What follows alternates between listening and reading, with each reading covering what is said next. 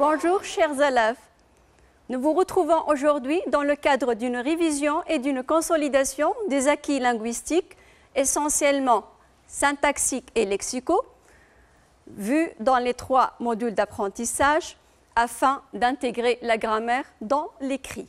Je me présente, je suis Madame Hayet Ktari, enseignante de français au collège Bourbakouche à l'Ariana.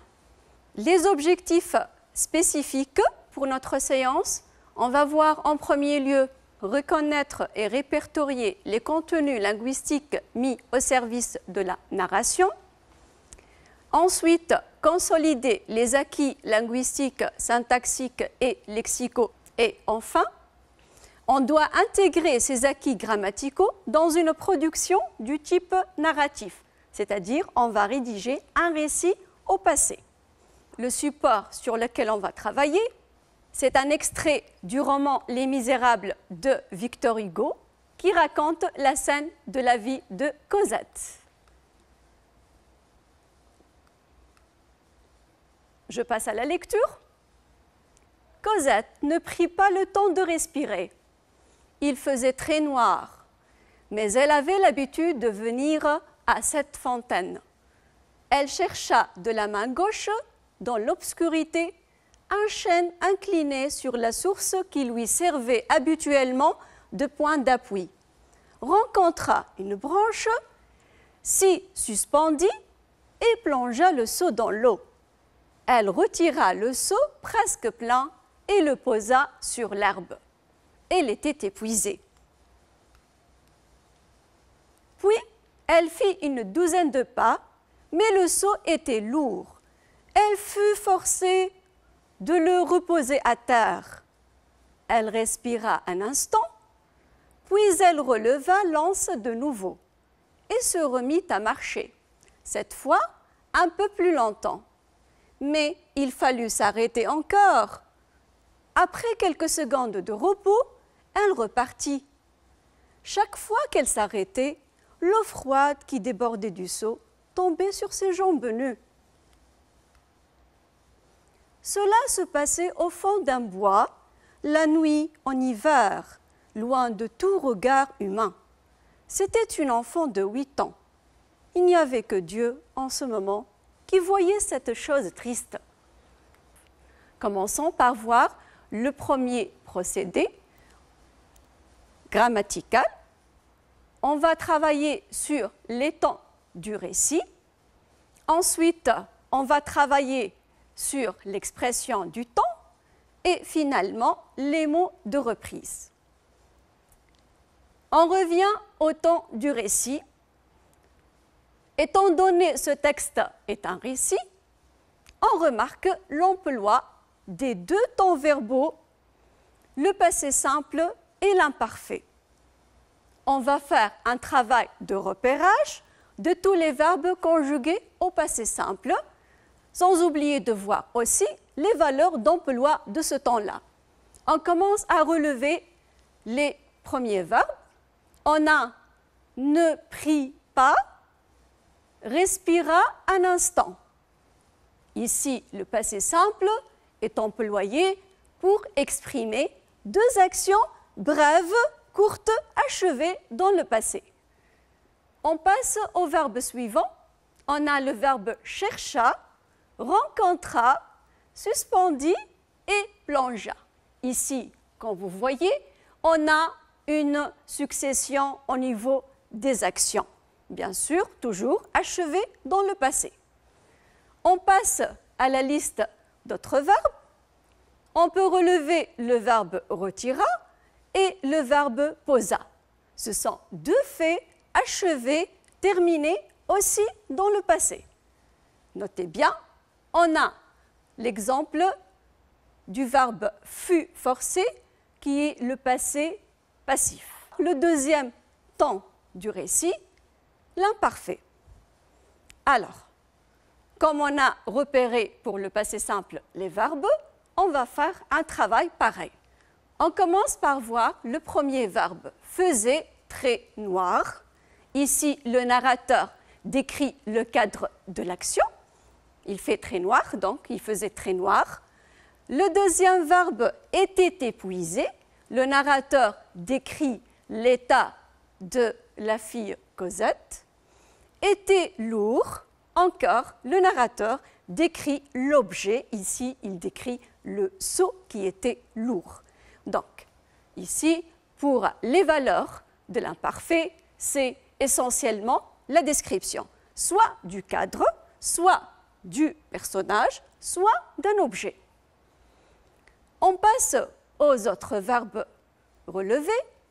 N'avait pas l'habitude et servait habituellement. Regardons bien dans les deux exemples relevés.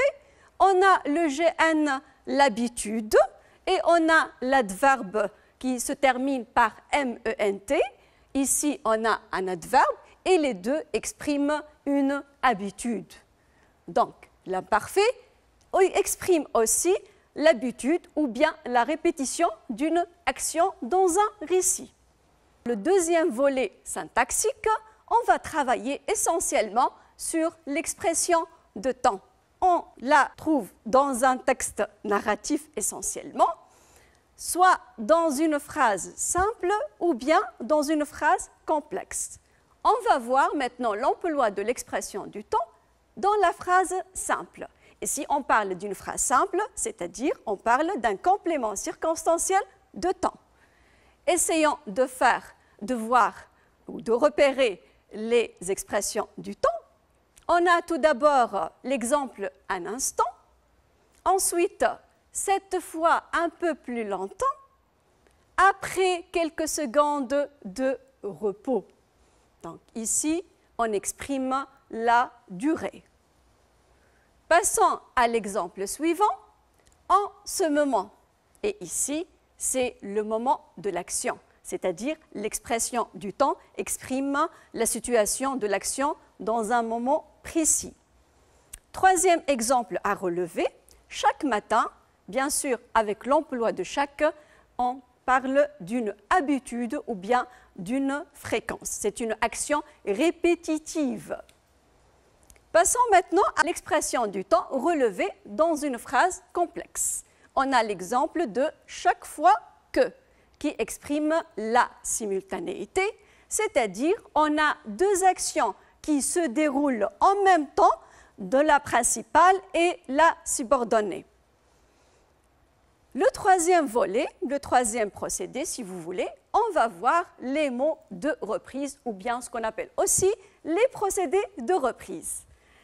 Voyons donc le premier mot, c'est le nom du personnage principal dans ce texte-là, Cosette. Il y a une reprise nominale relevée dans le texte pour éviter la répétition de l'emploi du prénom Cosette. Une enfant, on a un GN. Et par la suite, on a deux reprises pronominales. La première reprise, le pronom personnel sujet elle, et la deuxième reprise, le pronom personnel COI, lui. Le deuxième GN repris dans notre texte. Il y a le mot une branche, donc c'est un GN comme vous voyez, qui est repris par une reprise pronominale, le pronom adverbial Y. Le troisième exemple relevé, le GN, le seau, qui est repris par un autre GN lance et par une reprise pronominale, le pronom personnel fonction COD. Maintenant, l'emploi des deux temps verbaux, le passé simple et l'imparfait dans le récit, avec un premier exercice. Alors, je lis l'exercice. Conjugue les verbes entre parenthèses au passé simple pour raconter des actions dans le passé. Deuxième exercice proposé. Mettez les verbes de ces passages au temps qui conviennent, passé simple ou imparfait ou plus que parfait, selon le cas bien sûr. Je relis le premier exercice. Le Marseillais vouloir gagner du terrain et accélérer sa vitesse.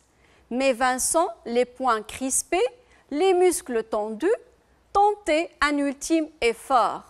Il parvenir au niveau de la Galante, puis, comme une flèche, le dépasser, atteindre le poteau d'arrivée et s'écrouler dans l'herbe hors d'haleine.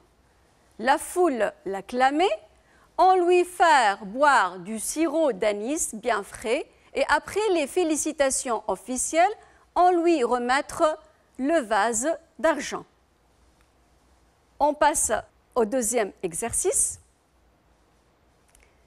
Mettez les verbes de ces passages au temps qui conviennent, passé simple, imparfait ou plus que parfait selon le cas. Je commence par le premier passage. Le petit garçon s'avançait sur le trottoir de la rue en regardant fixement par terre une boîte d'allumettes vide. Il se baissait pour la ramasser. Le pied d'un autre gamin lui apparaître brusquement et écraser la boîte. Titou se redressait et voir devant lui 3 garçons de son âge ou un peu plus grands qui le regardaient d'un air hostile. Il être vêtu pauvrement et il avoir la peau très brune. Le plus âgé d'entre eux portait à une oreille un anneau doré. Titou reculait car il n'être pas de taille à se défendre. Deuxième passage.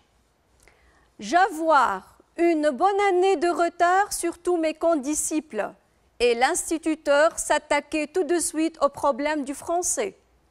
Il être de la région et parlait bien le patois. Il pouvoir donc m'enseigner sans peine. Je savoir déjà, grâce aux leçons de ma tante, beaucoup de phrases et même quelques lettres d'alphabet qu'elle me montrait du bout de son aiguille à tricoter. On passe à voir la correction. Comment va-t-on conjuguer les verbes entre parenthèses au passé simple? Le Marseillais voulut gagner du terrain et accéléra sa vitesse. Mais Vincent, les poings crispés, les muscles tendus, tenta un ultime effort. Il parvint au niveau de la Galante, puis comme une flèche, le dépassa, atteignit le poteau d'arrivée et s'écroula dans l'herbe hors d'haleine. La foule l'acclama, on lui fit boire du sirop d'anis bien frais et après les félicitations officielles, on lui remit le vase d'argent. Voilà la correction pour le premier exercice. Passons au deuxième exercice. Là, on va conjuguer selon le cas, soit au passé simple, soit à l'imparfait, soit au plus que parfait. Le petit garçon s'avança sur le trottoir de la rue en regardant fixement par terre une boîte d'allumettes vide. Il se baissa pour la ramasser. Le pied d'un autre gamin lui apparut brusquement et écrasa la boîte. Titou se redressa et vit devant lui 3 garçons de son âge ou un peu plus grands, qui le regardaient d'un air hostile. Ils étaient vêtus pauvrement et ils avaient la peau très brune. Le plus âgé d'entre eux portait à une oreille un anneau doré. Titou recula car il n'était pas de taille à se défendre. Passons au deuxième passage. J'avais une bonne année de retard sur tous mes condisciples et l'instituteur s'attaqua tout de suite au problème du français. Il était de la région et parlait bien le patois. Il pouvait donc m'enseigner sans peine. Je savais déjà, grâce aux leçons de ma tante, beaucoup de phrases et même quelques lettres d'alphabet qu'elle m'avait montrées du bout de son aiguille à tricoter. On remarque l'emploi du plus que parfait pour le dernier cas d'exemple de verbe.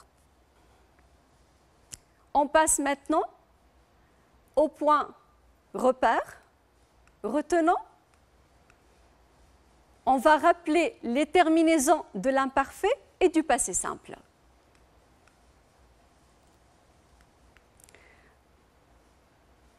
Pour la conjugaison à l'imparfait, il faut garder toujours la même terminaison pour les 3 groupes de verbes. Les terminaisons sont les suivantes: AIS, AIS, AIT, IONS, IEZ et AIENT. Les terminaisons des verbes conjugués au passé simple avec les 3 groupes de verbes. On remarque qu'il y a une multitude de terminaisons. Commençons par les verbes du premier groupe, y compris le verbe aller. Le premier type de terminaison, AI, AS, A, AM, AT et R. Sans oublier les accents circonflexes sur la voyelle A pour la première et la deuxième personne du pluriel. Les terminaisons des verbes du deuxième groupe, c'est-à-dire les verbes qui se terminent par IR. Donc, on a IS, IS, IT, IM, IT et IR. Ici, on doit mettre l'accent circonflexe sur la voyelle I pour la première et la deuxième personne du pluriel.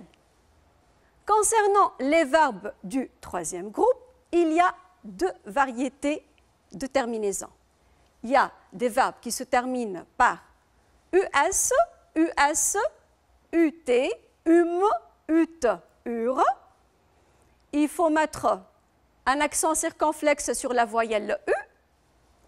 Et la deuxième série de terminaisons, IS, IS, IT, IM, IT et IR. Pour la conjugaison, on peut donc les verbes venir et tenir et leur composé prennent ces terminaisons-là. Les valeurs d'emploi de l'imparfait et du passé simple dans un récit au passé. Commençons par le passé simple. C'est un temps de l'écrit qui présente une action complètement terminée à un moment précis du passé. L'action est accomplie ou achevée. Parce qu'il raconte des actions successives, il est le temps du récit. Il marque aussi la soudaineté. Il exprime enfin une action passée qui vient couper une autre action au passé. Quant à l'imparfait, c'est un temps descriptif, duratif, narratif ou itératif, c'est-à-dire répétitif. Il sert tout d'abord à décrire un état ou bien un objet ou bien un personnage. Il sert aussi à traduire la durée ou bien évoquer une habitude ou une action répétée dans le passé. Le plus que parfait marque une action antérieure à celle qui est exprimée par un imparfait ou un passé simple, comme c'est le cas dans l'exemple suivant. Voilà un exemple pour illustrer le cas de l'antériorité. Elle courut à la glace, il y avait 3 mois qu'elle ne s'était regardée et poussa un cri. Elle venait de s'éblouir elle-même. On souligne les 3 verbes conjugués au passé simple, au plus que parfait et à l'imparfait. Le premier verbe, il est conjugué au passé simple, c'est le verbe courir, couru. On a une expression du temps, il y avait 3 mois, puis on a l'emploi du plus que parfait, avec le verbe regarder, c'était regarder, c'est le verbe se regarder, un verbe pronominal. Le verbe suivant, c'est le verbe pousser, conjugué au passé simple. Et le verbe qui vient après, c'est le verbe venir, venez, conjugué à l'imparfait. L'action de regarder, c'est une action antérieure aux autres actions. C'est pour ça qu'elle est conjuguée au plus que parfait. Par la suite, on a le passé simple suivi de l'imparfait. Dans un récit au passé, c'est le plus que parfait qui sera utilisé pour marquer l'antériorité. Le narrateur fait de retour en arrière pour évoquer par exemple le passé d'un personnage ou l'origine d'une action. Pour conjuguer un verbe au plus que parfait, mes chers élèves, n'oubliez pas d'employer soit l'auxiliaire être, soit l'auxiliaire avoir qui doivent être conjugués à l'imparfait, auquel on ajoute le participe passé du verbe à conjuguer. Je rappelle, il ne faut pas oublier l'accord du participe passé avec l'emploi de l'auxiliaire être. On va travailler maintenant sur l'expression de temps. Un premier exercice. Remplace chaque proposition circonstancielle de temps par une proposition participiale. Là, on va travailler sur un exercice de substitution. Le premier exemple, aussitôt que le goûter fut terminé, les enfants se lancèrent dans une grande partie de cache-cache. On a la proposition subordonnée circonstancielle de temps, aussitôt que le goûter fut terminé. On va la remplacer par la proposition participiale « le goûter terminé, les enfants se lancèrent dans une grande partie de cache-cache ». On a ici l'emploi du participe passé terminé. Deuxième exemple. Une fois que le pêcheur eut sorti le homard de la masse, les gamins l'entourèrent en se poussant du coude. La réponse, le pêcheur ayant sorti le homard de la masse, les gamins l'entourèrent en se poussant. Troisième phrase, lorsque l'enfant était grondé, il refusait toujours de manger. On remplace la proposition subordonnée introduite par lorsque. L'enfant étant grondé, il refusait toujours de manger. Quatrième exemple, dès que le soleil fut levé, les enfants pauvres se mirent en route. On remplace la proposition subordonnée introduite par dès que. Ça va être le soleil étant levé, les enfants se mirent en route. Deuxième exercice. Remplace les subordonnées circonstancielles de temps par des compléments circonstanciels exprimant le même rapport de sens. Sans oublier de faire attention aux changements qui s'imposent et au mode employé. Premier exemple, le vieillard Vitalis achète Rémi avant qu'il ne l'emmène. On a la proposition subordonnée circonstancielle introduite par avant que qui sera transformée par avant de. La réponse, le vieillard Vitalis acheta Rémi avant de l'emmener. Deuxième phrase, Cosette travaillait depuis que le jour se leva. Cosette travaillait depuis le lever du jour. Troisième phrase, Dixon se passionna plus particulièrement pour la géographie en attendant qu'il eût l'âge d'apprendre les mathématiques. La réponse, Dixon se passionna plus particulièrement pour la géographie en attendant l'âge d'apprendre les mathématiques. Exercice 3, c'est un exercice de conjugaison, mais les verbes au temps et au mode qui conviennent. Là, on va travailler sur la concordance des temps de la principale et de la subordonnée, sans oublier les modes, le mode indicatif ou le mode subjonctif. Premier exemple, petit a. L'enfant vaincra attendait tout ému et les yeux ouverts quand son père poussait un cri et levait le couteau dans le doigt. La réponse, l'enfant vaincra attendait tout ému et les yeux ouverts quand son père poussa un cri et leva le couteau dans le doigt. On a employé ici le passé simple. On a deux actions qui se passent en même temps. grâce à l'emploi du mot subordonnant quand. Deuxième exemple, petit b. Ma mère me donne un coup violent avant qu'elle ne me chasse sur l'escalier noir en me cognant encore le front contre la porte.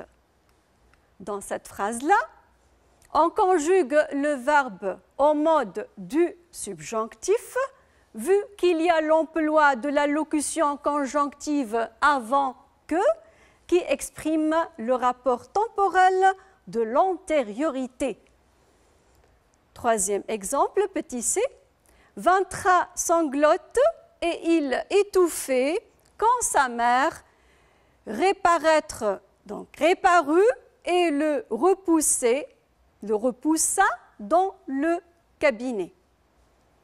Dans cet exemple-là, on a deux actions qui se passent en même temps. On parle de la simultanéité. Quatrième exemple, petit d. Rémi vit chez mère Barberin jusqu'au moment où le mari de celle-ci revint dans son foyer et décida de le vendre à un artiste ambulant. Cinquième exemple, E. La pauvre enfant se trouva dans l'obscurité quand la dernière lueur de la dernière baraque disparut. Dernier exemple, F. Au fur et à mesure que Poil de Carotte grandissait, il souffrait de sa situation d'enfant mal aimé.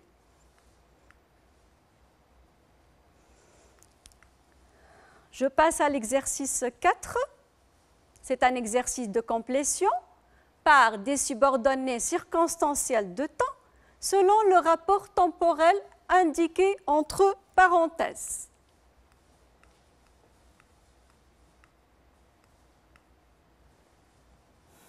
Je commence par le premier exemple.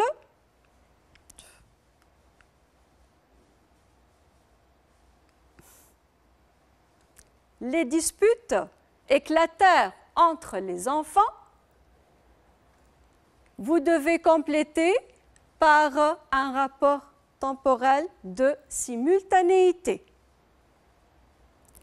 Deuxième exemple, les enfants se trouvaient dans un état déplorable. On va compléter par un rapport temporel de postériorité. Troisième exemple, un homme charitable complète l'éducation de cet enfant, antériorité. Et quatrième exemple, ces enfants de la rue risquaient leur vie, simultanéité.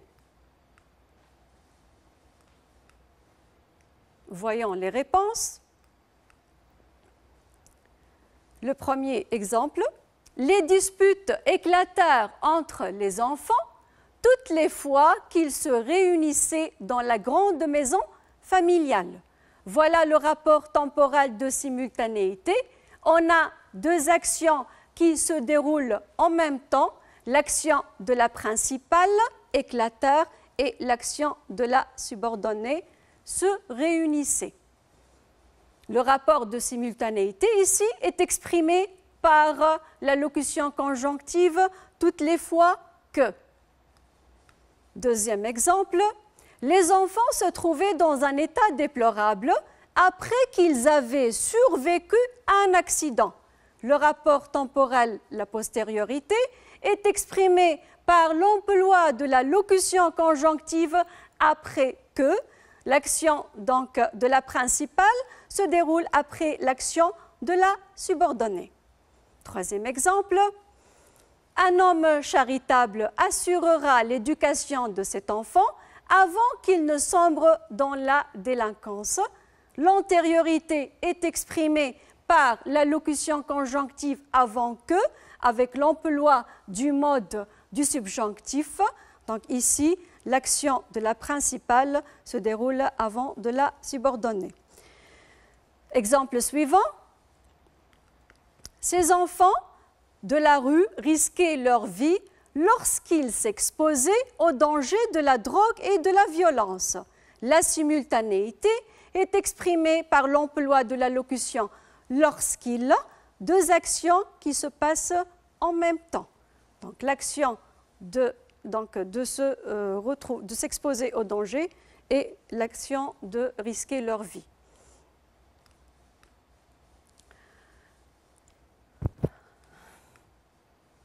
Je passe maintenant au retenant. On va récapituler ce qu'on vient de voir.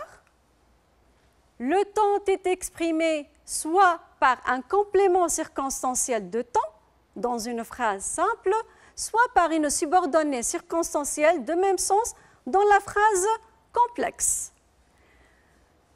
La fonction complément circonstanciel de temps peut être remplie par, tout d'abord, un GN, exemple un matin, la veille, ou bien par un adverbe comme autrefois, hier, soit par un gérondif, soit par un GNP ou un groupe infinitif. Une proposition subordonnée conjonctive circonstancielle de temps peut marquer. On a 3 rapports temporels et pour chaque rapport temporel, il y a les mots subordonnants et le mode du verbe de la subordonnée. Commençons tout d'abord par le premier rapport temporel, l'antériorité. C'est une action, l'action de la principale se passe avant celle de la subordonnée, comme vous la voyez sur l'axe du temps. Le rapport de l'antériorité est introduit généralement par 3 locutions conjonctives, avant que, en attendant que, jusqu'à ce que. Et le verbe de la proposition subordonnée circonstancielle doit être conjugué au mode du subjonctif, puisque l'action n'est pas réalisée. Passons au deuxième rapport temporel, la simultanéité, c'est-à-dire l'action de la principale et celle de la subordonnée se passent au même moment. Vous pouvez voir ça sur l'axe du temps. La simultanéité est introduite généralement par les mots subordonnants suivants. Aussi longtemps que, pendant que, tant que, tandis que, qui exprime l'idée de la durée. Chaque fois que, toutes les fois que, c'est l'idée de la répétition qui est exprimée. Au fur et à mesure que, l'idée de la progression, et on a comme, au moment où, l'idée de la coïncidence. Le verbe de la subordonnée circonstancielle du temps est essentiellement le mode de l'indicatif. Je passe au troisième rapport temporel, la postériorité, c'est-à-dire l'action de la proposition principale se passe après celle de la subordonnée. Voilà l'axe du temps, voilà donc la place des deux actions. La postériorité est introduite généralement par les mots subordonnants suivants. Vous pouvez employer après que, ou bien aussitôt que, ou bien depuis que, ou bien maintenant que, ou bien une fois que. Le mode du verbe de la proposition subordonnée circonstancielle du temps est généralement le mode de l'indicatif, puisque l'action est réalisée.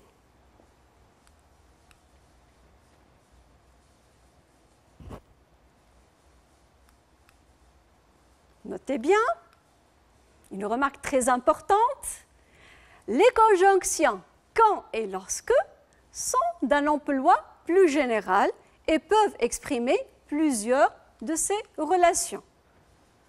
Une deuxième remarque concernant l'emploi de à peine que, pour utiliser la locution à peine que, on place le groupe à peine au début de la subordonnée et la conjonction que au début de la principale, tout en inversant le sujet.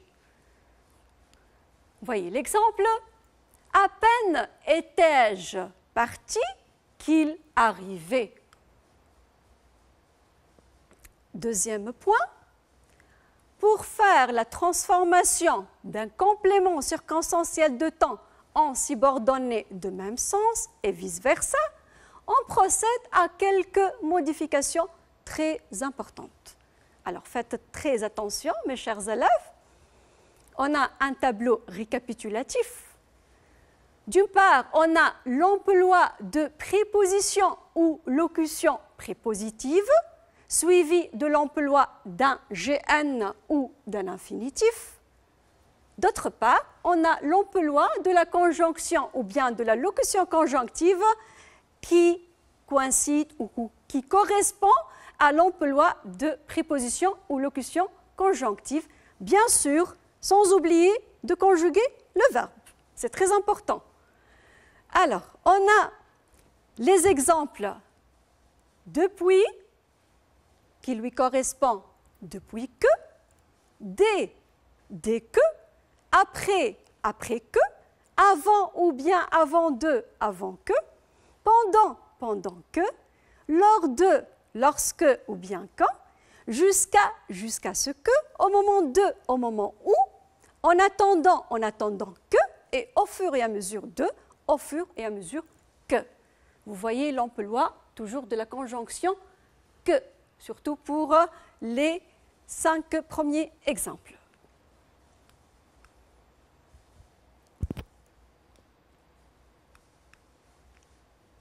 On passe à voir le troisième volet de notre séance pour aujourd'hui, les procédés de reprise, ou bien on les appelle aussi les mots de reprise. On commence par le premier exercice. C'est un exercice de substitution. On va remplacer les mots en caractère gras par des pronoms personnels. Je lis l'extrait. Cet enfant était affublé d'un pantalon d'homme. On a 2 GN soulignés. Cet enfant, et un pantalon d'homme. On va remplacer le groupe nominal sujet, cet enfant, par le pronom personnel il, sujet, mais il ne le tenait pas de son père.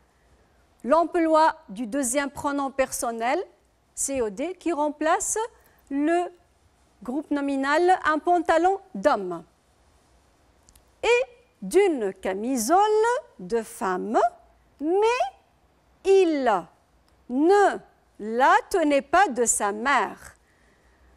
On a employé encore une fois le pronom personnel il et puis le pronom personnel COD la qui remplace le GN, une camisole de femme. Tenez, mais il ne la tenait pas de sa mère. Des gens quelconques l'avaient habillé de chiffon par charité. Ici, on emploie le pronom personnel L'. Pourtant, il avait un père et une mère. On emploie encore le pronom il qui remplace cet enfant. Mais son père ne songeait pas à lui. On a employé le pronom personnel lui devant la préposition à. C'est un pronom personnel fonction COI. Et sa mère ne l'aimait point. L'emploi du L', pronom personnel COD.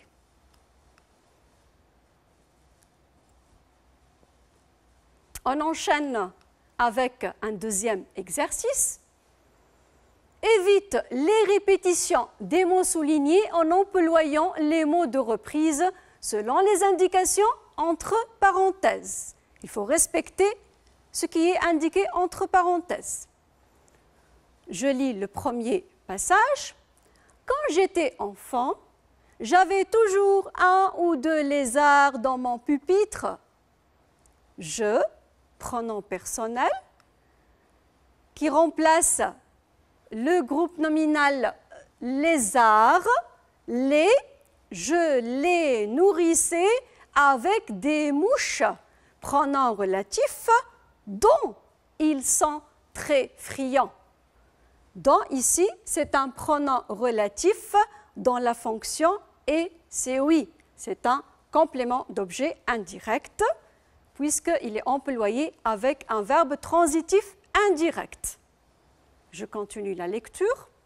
Et comme j'avais pour attraper ces bestioles, donc le groupe nominal bestiole, c'est un synonyme, c'est un mot de sens générique, des moyens supérieurs aux leurs, mais les armes rendaient en amitié ce que je leur donnais en nourriture.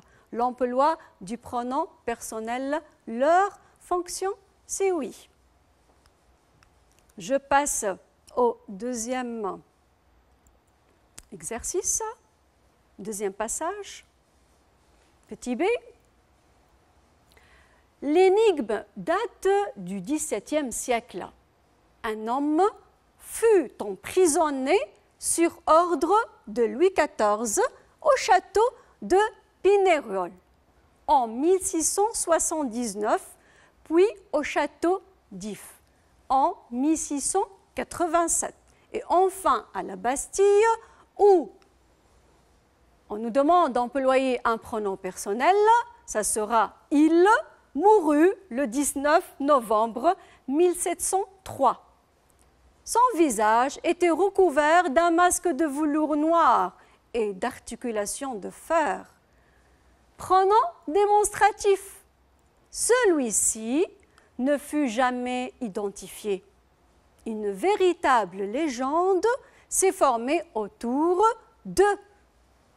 On doit employer un GN de ce personnage émoustillant les imaginations. Pronom interrogatif. Qui était-il vraiment? Un éventuel frère jumeau de Louis XIV? Un fils illégitime d'Anne d'Autriche et du cardinal de Mazarin ou du duc de Birmingham? Un agent secret du roi qui fut mis sur la touche? Mot générique, toutes les hypothèses furent évoquées, mais la question posée, voilà 3 siècles, n'est pas encore résolue. Là, on nous demande d'employer une périphrase. Le masque de fer reste l'un des personnages les plus mystérieux de l'histoire de France.